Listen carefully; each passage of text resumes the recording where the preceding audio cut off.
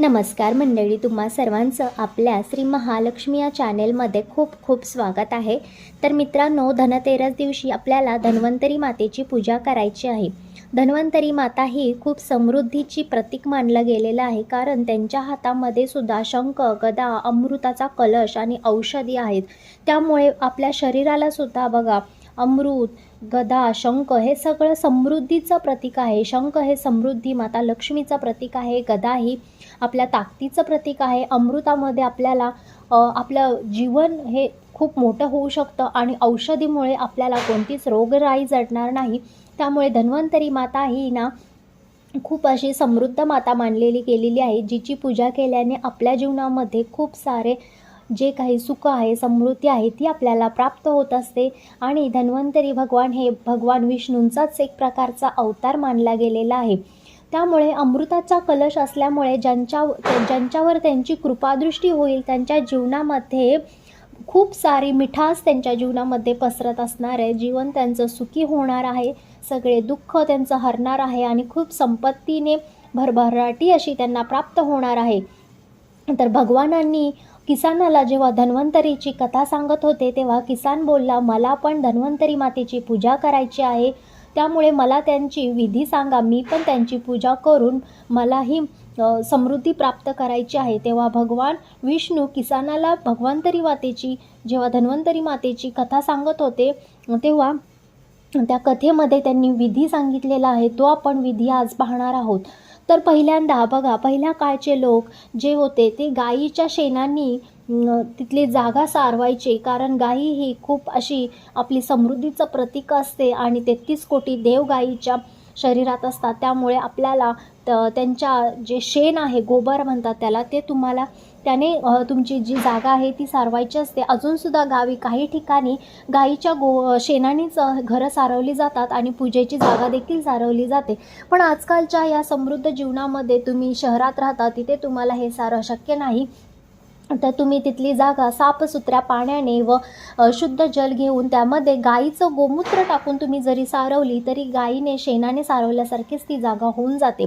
त्यामुळे लक्षात घ्या मित्रांनो, लक्ष्मीपूजन असेल, धनतेरस असेल, दिवाळीमध्ये तिथली जागा तुम्हाला गाईच्या गोमूत्र टाकून सारवायची आहे। त्यानंतर तुम्हाला एक चौकी बनवायची आहे। चौकीमध्ये आता रांगोळीचा उपयोग केला जातो, पण भगवान शंकरांनी जेव्हा किसानाला विधी सांगत होते, तेव्हा त्यांनी सांगितलं होतं की पीठ आणि तुम्हाला हळदीचा उपयोग त्या चौकी काढायला करायचा आहे, कारण पीठ हे समृद्धीचं प्रतीक आहे आणि हळदी हे माता लक्ष्मीचं प्रतीक आहे। त्यामुळे तुम्हाला अशी चौकी त्या चौरंगाच्या खाली काढायची आहे आणि त्यानंतर तुम्हाला चौकीवरती एक चौरंग ठेवायचा आहे, त्यावरती तुम्हाला कलश स्थापना करायची आहे।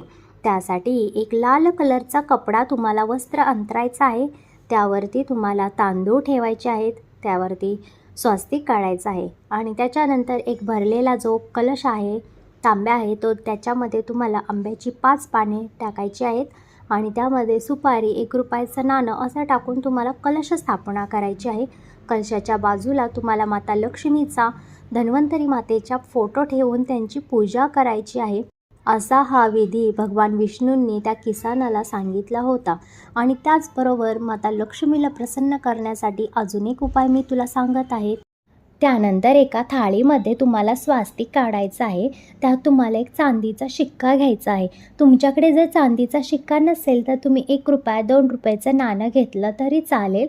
तुम्हाला 7 कणकीचे दिवे बनवायचे आहेत, त्यातील एक तेलाचा दिवा तुम्हाला बनवायचा आहे आणि बाकीचे तुम्हाला तुपाचे दिवे बनवायचे आहेत। तुम्हाला 2 हळकुंडे घ्यायचे आहेत आणि 5 कमळाचे मणी किंवा आपण त्याला कमळाचे गट्टे असं म्हणतो, ते तुम्हाला 5 घ्यायचे आहेत आणि तुम्हाला फुलवाती घ्यायची आहे। ह्या ज्या दिव्यामध्ये तुम्हाला फुलवाती लावायची आहे। माता लक्ष्मीची कोणती पण पूजा असेल, तिथे तुम्हाला फुलवाती लावायची असते आणि तुम्हाला त्या शिक्क्याला गुंडाळायला एक लाल कलरचा धागा घ्यायचा आहे। तुम्ही त्या शिक्क्यावरती हळद कुंकू व्हायचं आहे, त्यानंतर 7 वेळा तो धागा त्या शिक्क्याभोवती तुम्हाला गुंडाळायचा आहे। तेव्हा तुम्हाला माता लक्ष्मीचं नामस्मरण करायचं आहे, गणपती बाप्पांचं नामस्मरण करायचं आहे आणि 7 वेळा गुंडाळल्यानंतर तिथं तुम्हाला तो शिक्का त्या ताटावरती, स्वास्तिकावरती तुम्हाला ठेवायचा आहे। त्याच्या बाजूला तुम्हाला हळकून ठेवायचं आहे, कमळगट्ट्याचे मणी ठेवायचे आहेत, अक्षता, कुमकुम, हळदी, फूल तुम्हाला त्याच्यावरती व्हायचं आहे. त्याची पूजा तुम्हाला करायची आहे. गणपती स्तोत्र बोलायचं आहे, कुबेरमंत्र बोलायचा आहे. त्यानंतर तुम्हाला त्यांची पूजा करून झाल्यानंतर त्यांना नैवेद्य दाखवायचा आहे.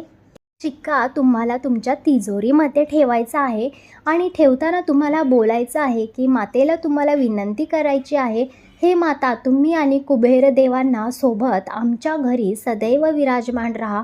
त्यानंतर तुम्ही आणि भगवान विष्णू यांच्यासोबत आमच्या घरी सदैव विराजमान राहा आणि तुम्ही आणि गणेशजी भगवान आमच्यासोबत सदैव विराजमान राहा, अशी त्यांना तुम्ही विनंती करायची आहे आणि नमस्कार करायचा आहे. त्यानंतर तो शिक्का तुम्हाला तुमच्या लक्ष्मीपूजनापर्यंत तुम्हाला तुमच्या तिजोरीमध्ये ठेवायचा आहे. लक्ष्मीपूजना दिवशी तो शिक्का तुम्हाला बाहेर काढायचा आहे. लक्ष्मीपूजनामध्ये तो शिक्का तुम्हाला मातेसमोर ठेवायचा आहे आणि त्याची पूजा करायची आहे आणि तो शिक्का तुम्हाला धागा त्याचा काढायचा आहे.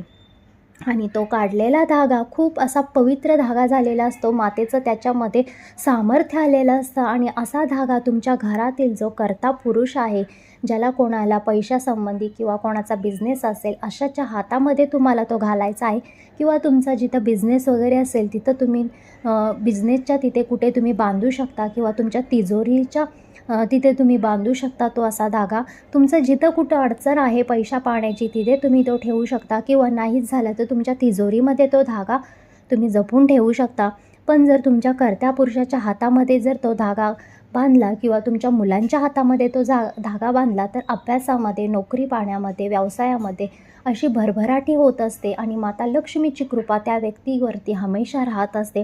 त्या व्यक्तीकडे पैशाची कमी कधीच पडणार नाही आणि त्याला प्रत्येक गोष्टीत यश भेटत जातं. तर असा हा उपाय तुम्हाला धनतेरस ते महालक्ष्मी या पूजेमध्येच करायचा आहे. त्यामुळे ह्या वर्षीची ही संधी सोडू नका. यावर्षी नक्की हा उपाय करून बघा आणि कमेंटमध्ये मला नक्की सांगा तुमच्याकडे हा उपाय तुम्ही केला की नाही. तर आजची ही माहिती तुम्हाला आवडली असेल तर आपल्या या चॅनेलला लाईक आणि सबस्क्राईब करायला विसरू नका. जय श्री महालक्ष्मी माते, नमो नमः.